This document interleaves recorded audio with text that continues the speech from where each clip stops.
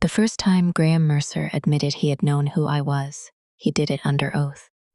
He was sitting across from me in a conference room on the 12th floor of a glass building in Providence, wearing a charcoal suit and the patient expression he had used at every one of my birthdays. My lawyer placed a photograph in front of him. In it, I was 7 years old, standing beside a strawberry cake while Graham, whom I had always called Uncle Graham, held a paper crown above my head. "Is that you?" my lawyer asked. "Yes." "And the child?" He looked at me, then down at the photograph. "That is Nora Bennett." My lawyer slid a trust document beside it. The beneficiary was listed as Eleanor June Mercer, my name before I was adopted. "So when you swore to the probate court that you had never found Eleanor Mercer, you already knew her as Nora Bennett?" For 11 full seconds, the room was silent. I knew because I counted them. I have spent 23 years managing public records, and counting is what I do when people become careless with the truth. Graham finally reached for his water. His attorney touched his arm, but it was too late. The movement answered before he did. 3 months earlier, I had believed I was the biological daughter of Ruth and Daniel Bennett. I had believed Graham was simply my father's oldest friend, and I had believed the $5 desk in my garage was nothing more than a restoration project. Then I opened its locked drawer and found my own adoption papers.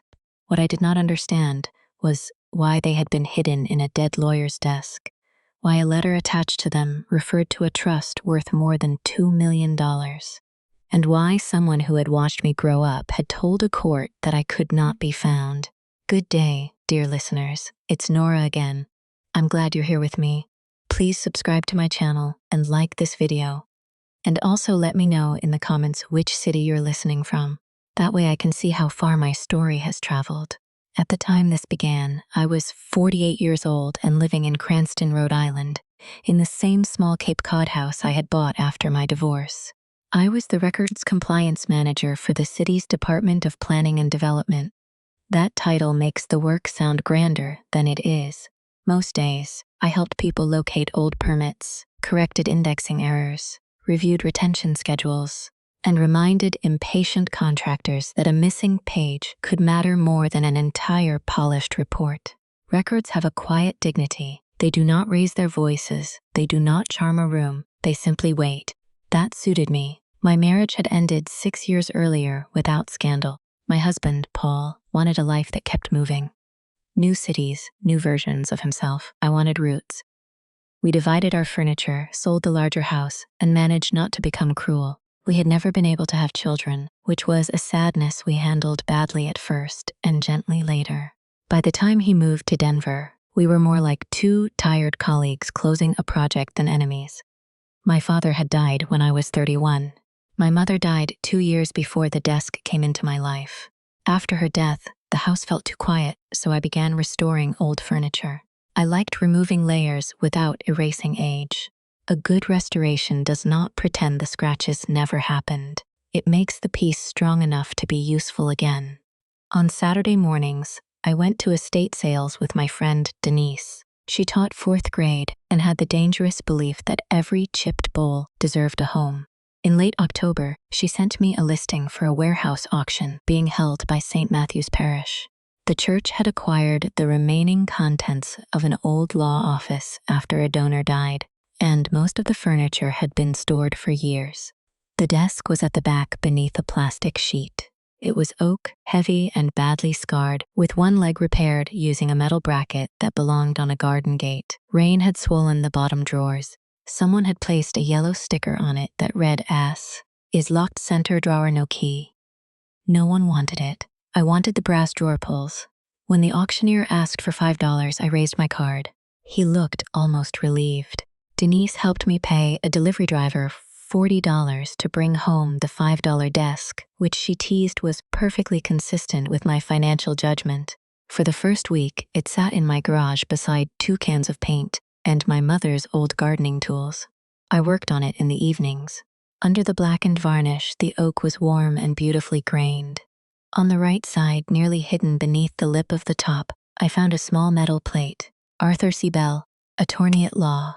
The name was familiar. but only in the vague way local names become familiar. I searched the newspaper archive at work during my lunch break. Arthur Bell had practiced probate and family law for nearly 50 years. He had spent most of his career at Whitaker, Voss and Bell, a respected firm that handled estates for several old Rhode Island families. He had died 9 months earlier at 87. There was a photograph in his obituary. He had silver hair, heavy eyebrows, and a face that looked tired rather than stern. At the bottom of the notice was a sentence I read twice. In his later years, Mr. Bell advocated for adult adoptees seeking access to sealed birth records. I remember feeling a small internal shift, like a file drawer sliding open by itself. My mother had been strangely tense about adoption. Whenever a television program featured a reunion between an adopted child and a birth parent, she changed the channel. Once, when I was 16 and filling out a medical form, I asked why she could remember so little about her pregnancy. She told me it had been difficult, and that memory protected women in its own way. I accepted that answer. Children often file their parents' discomfort under subjects not to be revisited. The following evening, I tried to open the center drawer. The lock was old but better made than the desk's condition suggested. I could have drilled it, but I did not want to damage the face. I removed the drawers on either side and reached into the dark cavity with my phone light. Behind the locked drawer, I saw a thin strip of faded blue ribbon. I pulled gently. The ribbon tightened around something, and I heard paper scrape against wood. That was when my phone rang. The caller introduced herself as Marlene from the auction company. She asked whether I had bought Arthur Bell's desk. When I said yes, she told me a representative of his former law firm had called. Some client material might have been left inside, she said, and the firm was willing to repurchase the desk for $500. I looked at the blue ribbon. Who called? I asked. She hesitated. A Mr. Graham Mercer. I knew Graham worked in wealth management, but I also knew his company shared offices with Whitaker and Voss. I told Marlene I would check the desk and call her back. 10 minutes later, I had the drawer out. There was no key hidden inside. The blue ribbon was tied around a flat document box lodged behind the wooden rail. The box had been placed there deliberately. It could not have fallen from another drawer. Its lid carried Arthur Bell's initials and a date from 26 years earlier. Inside were 3 envelopes, a certified copy of an adoption decree, a small brass key, and a black notebook. The first page of the adoption decree began with a name I had never seen. In the matter of the adoption of Eleanor June Mercer, a minor child, the date of birth was mine. The adoptive parents were Ruth Louise Bennett and Daniel Joseph Bennett. For a moment, I experienced no emotion at all. My mind behaved like it did when an index returned a result that could not possibly be correct. I checked the date, the court seal, the names, and the docket number. Then I checked them again, as though accuracy might rescue me. It did not. My hands began to shake only when I saw my mother's signature. I sat on the garage floor beside the desk. Day. The concrete was cold through my jeans. A car passed outside. Somewhere nearby, a leaf blower started. Ordinary sounds continued with almost offensive confidence. The next document was a trust agreement created by my biological grandfather, Harrison Mercer. It established what was called the Eleanor Independence Trust. The original funding had been $420,000 in municipal bonds and shares of a commercial property company. Income was to support my education and health. The principal was to be transferred to me when I turned 35. Graham Mercer was named as successor trustee.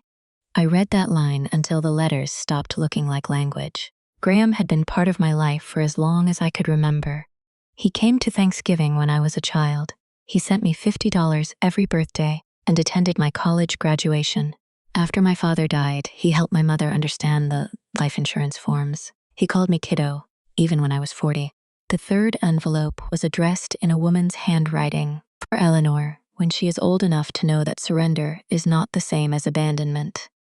The letter inside was signed Catherine Mercer. My biological mother, I read only the first paragraph. She wrote that she was 19 when I was born, frightened, unmarried, and controlled by a father who treated public embarrassment like a contagious disease. She wrote that Ruth Bennett had been a nurse in the private clinic where she delivered me. She said Ruth had held her hand when no one else would. Then I reached a sentence that stopped me. Graham promises he will make certain you receive the trust and this letter, even if Father never forgives me. I put the page back in its envelope. The last item in the box was a one-page memorandum from Arthur Bell. It was dated 16 years earlier, 2 months after my 32nd birthday. I have reason to believe the beneficiary remains alive, and that representations made to the probate court concerning diligent search were materially false. Copies retained pending independent contact. Below that, Arthur had written my home address, the apartment where I had lived after my wedding. Someone had found me. Someone else had prevented the truth from reaching me. I used the brass key to open the center drawer. It contained nothing except a business card for Malcolm Voss, senior partner at Whitaker & Voss. On the back, in Arthur's handwriting, were 5 words. Ask who paid the investigator. I did not call Graham. I did not call the auction company. I did not even call Denise. Instead, I photographed every item exactly where I had found it. I made a short video showing the desk, the drawer cavity, the document box, and that day's newspaper. Then I placed each item in a clean plastic sleeve, locked the box in the small fire safe in my bedroom, and saved copies of the images in 2 separate locations. That was not courage, it was habit. At work, we are taught that the first duty, after discovering a questionable record, is to preserve its context. A document separated from its origin becomes easier to challenge, so I documented the discovery before I allowed myself to understand it. Only then did I go inside. I made tea and forgot to drink it. I sat at the kitchen table until dark, reading Catherine's letter 1 paragraph at a time. She described me as a baby with a serious expression and a left hand that refused to stay wrapped in the blanket. She said, "My father was a graduate student named Michael Hale who died in a boating accident before he knew she was pregnant. She did not romanticize him. She simply wanted me to know he had been kind." She wrote that her father insisted on a private adoption. Ruth and Daniel wanted a child, and Ruth had cared for Catherine during a dangerous delivery. Catherine believed they would love me.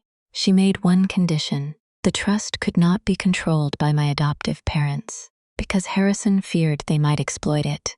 Graham, Catherine's older brother, would oversee it until I was 35.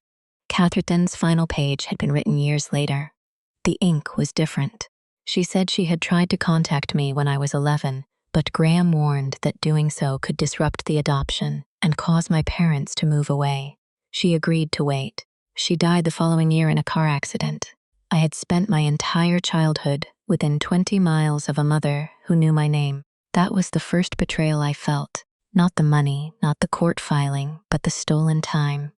Near midnight, Graham called. His voice was warm and perfectly measured. "Nora, I heard you rescued Arthur's old desk. I bought a desk at auction. That poor thing should have been thrown away years ago. Arthur kept confidential papers in odd places near the end. I'd hate for you to become involved in an ethical problem through no fault of your own." He offered to send a driver the next morning. I told him I had not found anything and wanted to keep the desk. There was a pause. "Did you manage to open the center drawer?" It was a small question. That was what made it frightening. The auction listing had mentioned the drawer was locked, but Graham had no reason to know it mattered. "Not yet," I said. "Probably for the best. Old locks can be dangerous. Splinters, rust, that sort of thing." He changed the subject and asked about my work. Before hanging up, he said, "Your mother always trusted me to look after complicated matters. I hope you still do." I slept for less than an hour. At 4 in the morning, I drove to the 24-hour diner near the highway. I took a booth where I could see the parking lot and wrote down everything I knew on the back pages of my work notebook. I was adopted. My biological mother was Catherine Mercer. Graham was her brother, which made him my biological uncle. He was trustee of an inheritance intended for me. Arthur Bell believed a court had been misled about whether I was alive. Graham knew about the desk and wanted it immediately. On a separate page, I wrote what I did not know. What happened to the trust? Why did my parents never tell me? Why had Arthur not contacted me directly? And the question that hurt most, had my mother, Ruth, the woman who raised me, helped them take it? At dawn, I made one decision. I would not accuse anyone until I could distinguish pain from proof. By 8:30, I was outside the office of Elena Ruiz, an attorney whose name I knew from our department's continuing education seminars. Elena handled probate litigation, fiduciary misconduct, and adoption record petitions. Her receptionist told me the first available appointment was in 3 weeks. I said I believed a trustee had falsely reported an adopted beneficiary missing while continuing to visit her. Elena saw me at 10. She was in her early 50s, with gray at her temples and a way of listening that made silence feel productive. I showed her printed copies, not the originals. She read for nearly 40 minutes.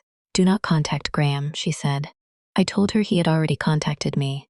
Then, do not contact him again. Do not give the firm the desk or the box. Do not post about this, and do not tell extended family yet. She explained that a trust document was not proof that assets still existed, and Arthur's note was not proof of fraud. The adoption decree appeared genuine, but we needed the court's certified file. We also needed the trust's accounting, the probate petition Arthur had referenced, and records showing what efforts had supposedly been made to locate me. "The papers tell us where to look," she said. "They do not yet tell us what happened."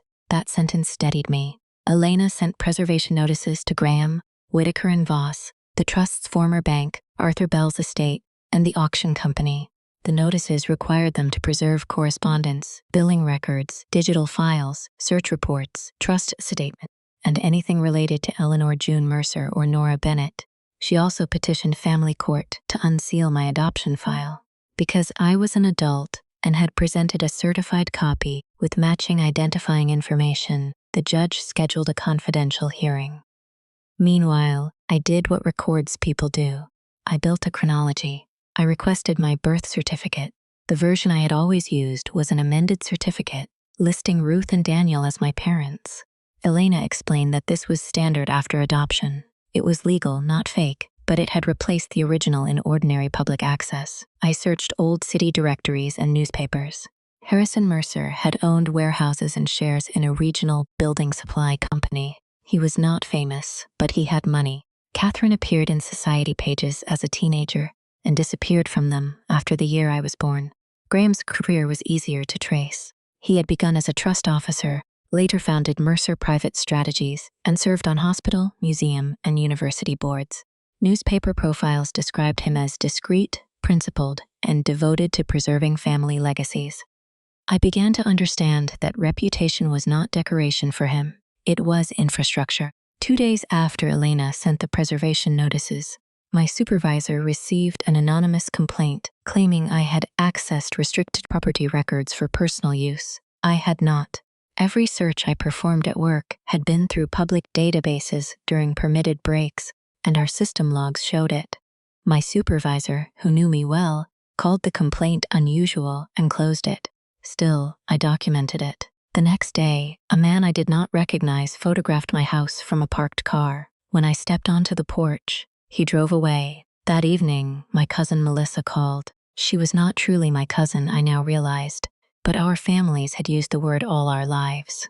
"Is everything okay with Uncle Graham?" she asked. "He says you found confidential client files and won't return them." I told her lawyers were handling a question about the desk. She sighed. "Nora, his health isn't good. Please don't make this bigger than it is." The pressure was soft, almost tender. That was Graham's method. He did not push the first domino. He persuaded everyone around it to lean.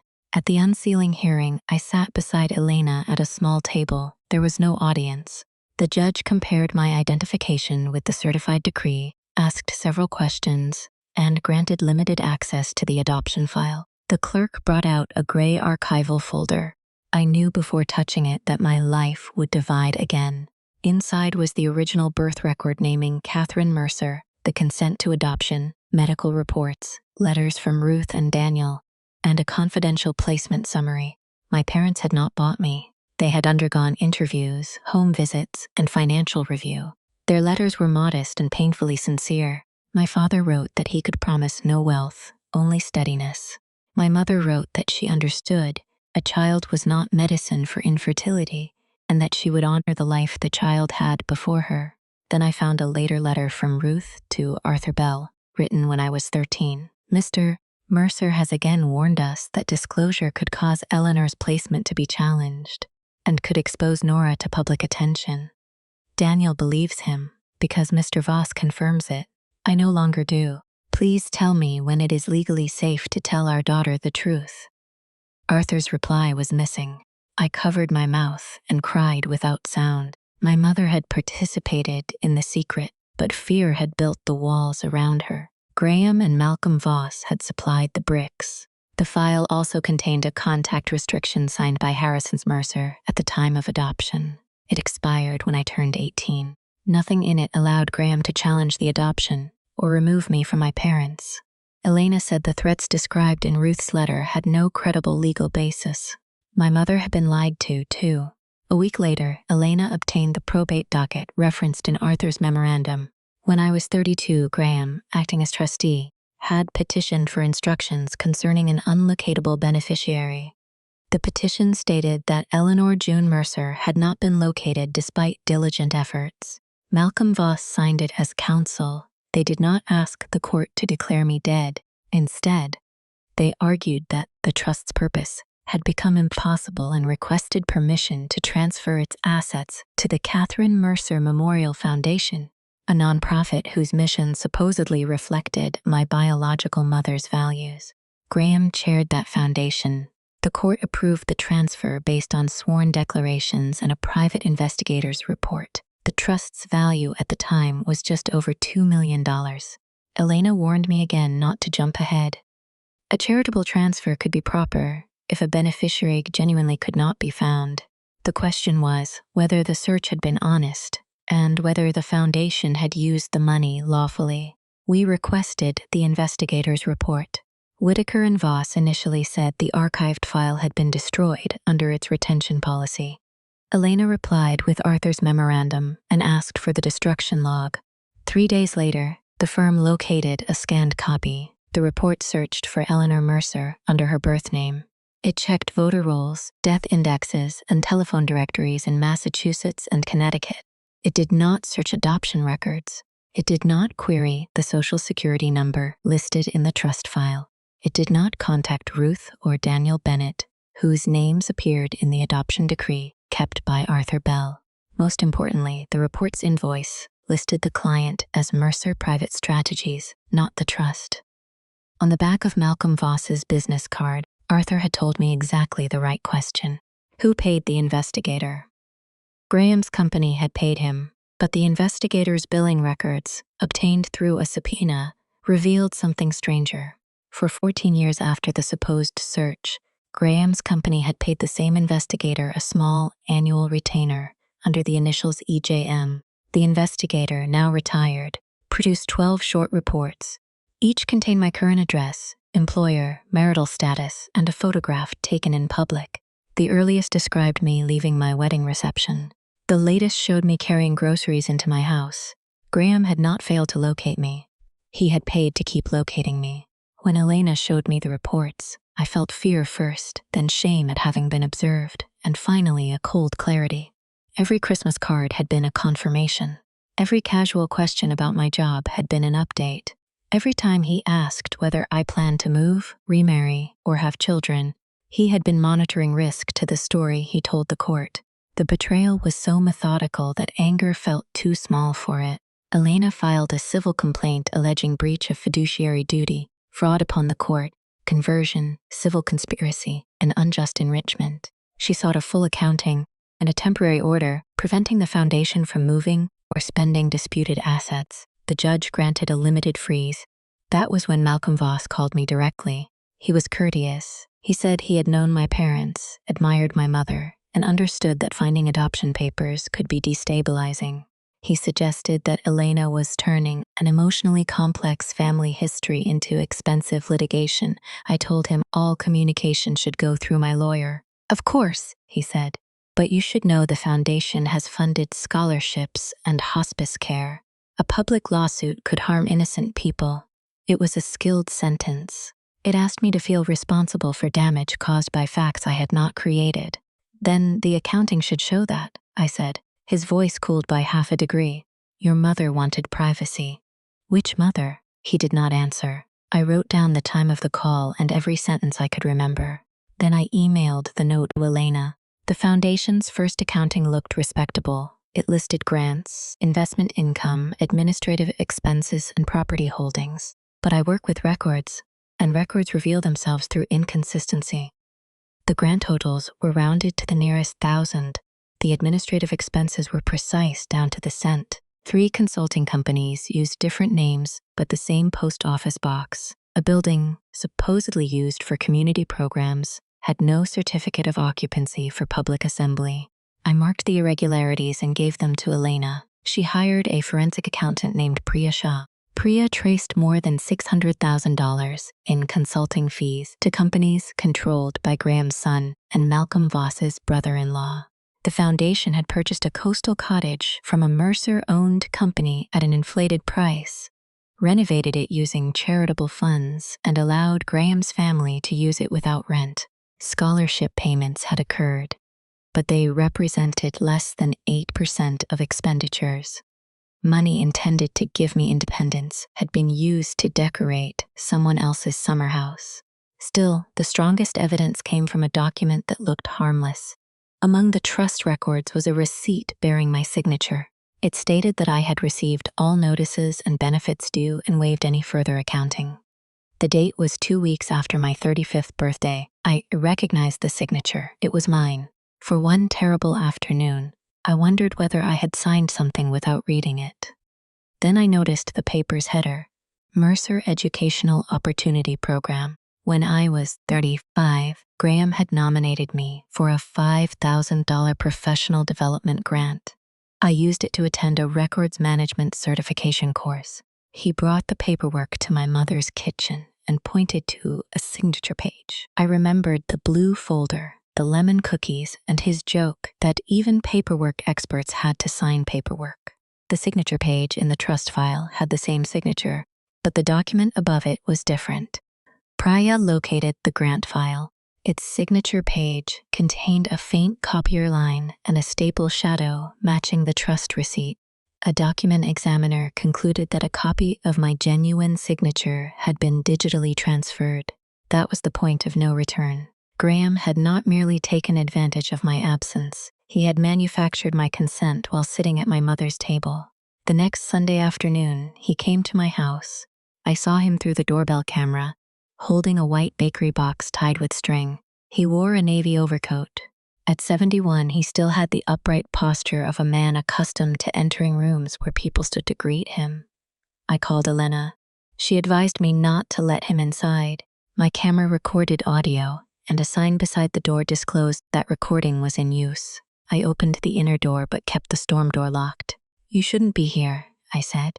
"I brought almond cake, your mother's favorite. My lawyer told your lawyer not to contact me. I'm not here as a trustee, I'm here as family." That word did more damage than he intended. "Were you family when Catherine was alive?" His expression changed, not into guilt, but calculation. "Catherine was troubled. Your grandfather was trying to protect everyone." She wrote to me. For the first time, he looked toward the garage. Arthur had no right to retain those papers. He had just confirmed he knew what was in the desk. I said nothing. He placed the cake on the step. The trust was badly drafted. Its assets could have been lost in litigation. I moved them into a structure that preserved Catherine's name and did real good. "You told a judge you could not find me. You had a good life. Ruth and Daniel loved you. What would $2 million and a public scandal have done to that family?" "You mean what would the truth have done to yours?" His jaw tightened. Then his voice became gentle again. "I can arrange a private payment, enough to clear your mortgage, establish retirement security, perhaps create a grant in your name. No depositions, no press. Your mother's memory stays intact." He spoke as though he were offering mercy. "Which mother?" I asked again. This time, he answered, "Both." I looked at the man who had attended my graduations, hugged me at my father's funeral, and watched my mother carry a secret he had made dangerous. "You knew where I was every day," I said. "Nora, my name was in your reports." He stopped. I did not shout. I did not tell him what evidence we had. I simply said, "Please leave." He picked up the cake and walked back to his car. Elena preserved the doorbell recording. Graham's lawyers later argued that he had been discussing a family compromise, not admitting fraud. But the visit mattered because it showed He knew Arthur had retained the papers and that he personally connected me to the trust. The court ordered expedited discovery. Discovery is less dramatic than television makes it look. There are no surprise witnesses bursting through doors. There are requests, objections, spreadsheets, privilege logs, scheduling emails, and boxes of records. Truth arrives page by page, often mislabeled. Whitaker and Voss produced more than 18,000 files. Many were duplicates, some were scanned upside down. Priya, Elena, and I built an index. We compared dates, authors, attachments, and metadata. A chain of emails from 16 years earlier became the spine of the case. Arthur Bell had objected before the probate petition was filed. He wrote to Malcolm Voss that the adoption decree gave them the beneficiary's lawful name and her parents' address. Malcolm replied that Harrison Mercer's confidentiality instructions prohibited contact. Arthur wrote back, "Confidentiality does not authorize a false affidavit." 2 weeks later, Arthur was removed from the matter. Then came an email from Graham. "Proceed under birth identity only. Do not create a bridge between Mercer and Bennett in the search file." Malcolm answered, "Understood. We will document reasonable efforts within the defined scope." That phrase, "within the defined scope," was how they tried to make a false search look professionally respectable. Arthur had printed the emails and stored copies in the hidden box. The firm's digital production contained the same messages. Although Malcolm had marked them privileged, the judge reviewed them privately and ruled that the crime-fraud exception applied. Legal privilege could not be used to hide communications made to further a fraud. The court also ordered the bank to produce the original trust statements. Those records showed Graham had taken annual trustee fees, including during years when he claimed the beneficiary could not be located. After the foundation received the assets, his compensation nearly tripled. Then we took depositions. Malcolm went first. He answered most questions with careful variations of "I do not recall." He said Arthur had been aging and confused. He said the search had been delegated. He said Graham's relationship with the Bennett family was social and that he had never understood Nora Bennett to be Eleanor Mercer. Elena placed my adoption decree in front of him. His own initials appeared in the corner. He said initials did not prove he had read it. She placed Ruth's letter beside it. Malcolm had written a note on the bottom. "Disclosure remains inadvisable. GM will manage family contact." He said he could not remember what family contact meant. Elena did not argue. She moved to the next exhibit. That was her strength. She never tried to force a confession when the documents could narrow the available lies. The retired investigator testified next. He had assumed Graham's annual surveillance was related to family safety. He produced old invoices and a pocket calendar. On the day before the probate petition was filed, the calendar showed a meeting with Graham and Malcolm under the notation, "EJM alive, Bennett identity excluded from court search." Malcolm's lawyer called the note ambiguous. The investigator replied, "It wasn't ambiguous when I wrote it." Graham's deposition came last. He entered the room composed. He described my adoption as a painful private matter. He praised Ruth and Daniel. He spoke about Catherine's instability, Harrison's concern, and his own decades of charitable service. For the first hour, he sounded almost convincing. Then Elena showed him the birthday photograph. He admitted he knew me. She showed him the trust. He admitted he knew Eleanor Mercer was the beneficiary. She showed him a Christmas card I had sent him, signed Nora, with a photograph of my parents and me. It had been scanned into Mercer Private Strategies' EJM monitoring folder. "Did you believe Nora Bennett and Eleanor Mercer were different people?" Elena asked. "Legally, after the adoption, identities were complicated. Complicated enough that you visited one and told the court you could not find the other?" His lawyer objected. Elena rephrased. "On the date you signed your sworn declaration, did you know that the child born, Eleanor June Mercer, was living under the name Nora Bennett?" 11 seconds passed. Then Graham said, "I understood there was a possibility."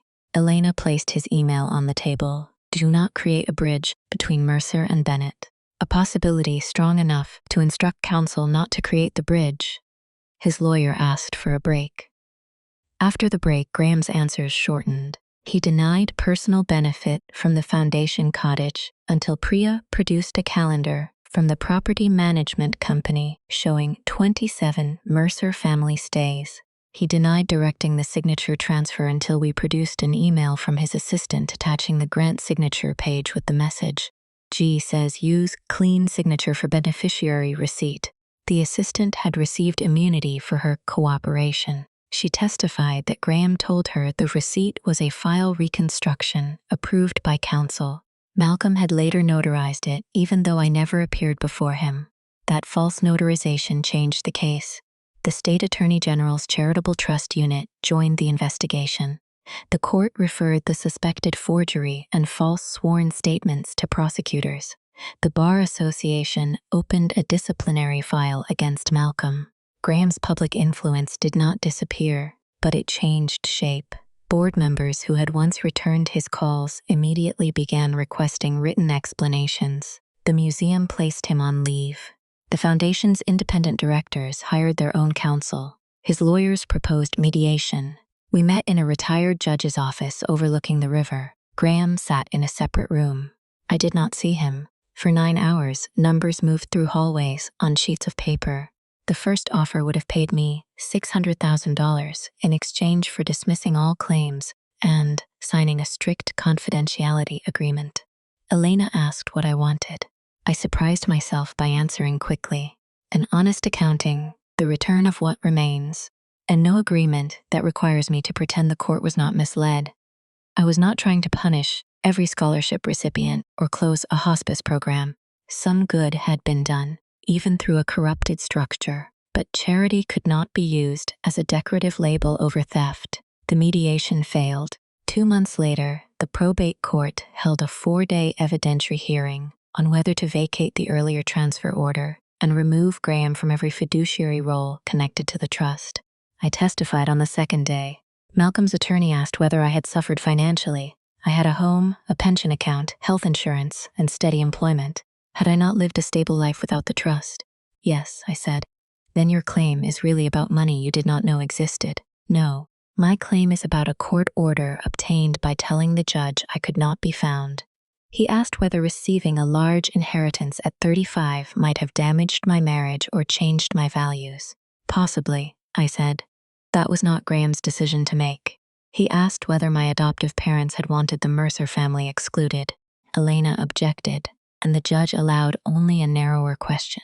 I read from Ruth's letter asking Arthur when it would be safe to tell me. My voice broke on the word daughter, but I continued. The judge listened without expression. Judges often do. Their work is not to perform emotion, but to give it a lawful place. Priya testified about the money. The document examiner explained the transferred signature. The investigator authenticated his calendar. The bank established the flow of funds. The metadata expert showed that Graham's email had been created on his company server and had not been altered. Malcolm testified that he relied on Graham. Graham testified that he relied on Malcolm. The documents showed both of them directing the same plan. On the final afternoon, Elena stood before the judge with no dramatic gesture. She arranged 3 exhibits on the lectern: the adoption decree, the private investigator's photograph of me, and Graham's sworn declaration. The respondents asked the court to see complexity, she said, but the relevant fact is simple. The trustee knew the beneficiary's adopted name, knew her address, paid to monitor her, and instructed counsel not to connect that identity to the search presented to this court. Equity cannot reward a fiduciary for carefully maintaining the separation he falsely claimed he could not overcome. The judge issued a written decision 6 weeks later. He vacated the prior transfer order, finding that it had been obtained through material misrepresentations. He removed Graham as trustee, imposed a surcharge for improper fees and losses, and appointed an independent corporate fiduciary to reconstruct the trust. He ordered the foundation to return traceable assets while protecting grants already paid to innocent recipients. The coastal cottage was placed under a constructive trust and later sold. The restored amount, after legitimate charitable expenditures and recovered fees, was approximately $2,300,000. Legal costs attributable to Graham's misconduct were assessed against him and Malcolm, not the trust. The civil case settled after that ruling. The terms allowed me to speak truthfully about the adoption, the false search, and the court's findings. I agreed not to disclose private information about unrelated foundation beneficiaries. Malcolm surrendered his law license, while disciplinary proceedings were pending. He later pleaded no contest to charges related to the false notarization and received probation, community service, and a prohibition against serving as a fiduciary. Graham resigned from his boards. In a separate criminal case, he entered a plea to filing a false instrument and misapplication of entrusted property. Because of his age, lack of prior record, restitution, and cooperation in recovering assets, he did not receive the prison sentence some people expected. He received home confinement, probation, and a permanent bar from managing trusts or charities. Some people told me that was not enough. Perhaps they were right, but justice is not always a door slamming. Sometimes it is a record corrected in permanent ink. I received my first distribution from the reconstructed trust 8 months later. I paid off the remaining mortgage on my little house. I repaired the roof. I replaced my 12-year-old car with a reliable used one. Then I left most of the money professionally managed under rules I understood and could review. I did not quit my job. I reduced my hours to 4 days a week and began volunteering with a nonprofit that helps adult adoptees navigate court records, medical histories, and legal petitions. Eventually, I funded a small document assistance program in Catherine's name. It pays filing fees and certified copy costs. No buildings carry my name, no gala was held. The work is mostly envelopes, forms, and patient phone calls. I think Catherine would have understood. I visited her grave on a cool morning in April. It was in a family plot overlooking a stone wall. Graham's name was already carved on the monument beside hers, awaiting a date. For a moment, that felt unbearable, as though even death had filed them together. I placed yellow tulips beneath Catherine's name and read her letter aloud. I told her about Ruth. I told her Ruth had kept every school photograph, every report card, and the hospital bracelet from the day she brought me home. I told her Daniel taught me to drive and made terrible pancakes on Sundays. I told her I had been loved, even inside a lie. Then I told her the lie was no longer carrying my name. Among Arthur Bell's papers, Elena later found a letter he had written to me, but never mailed. He apologized for waiting. By the time he challenged Graham, Malcolm had threatened him with a partnership dispute and allegations that he had mishandled other client records. Arthur's wife was ill, and he retreated. Years later, after she died, he gathered the copies and hid them in the desk, leaving instructions that the desk go to St. Matthew's Parish, rather than the firm. He had not known I would buy it. He had only refused to destroy the bridge. That knowledge changed the way I restored the desk. I repaired the broken leg properly, cleaned the brass, and left the deepest scratches visible. The center drawer now opens easily.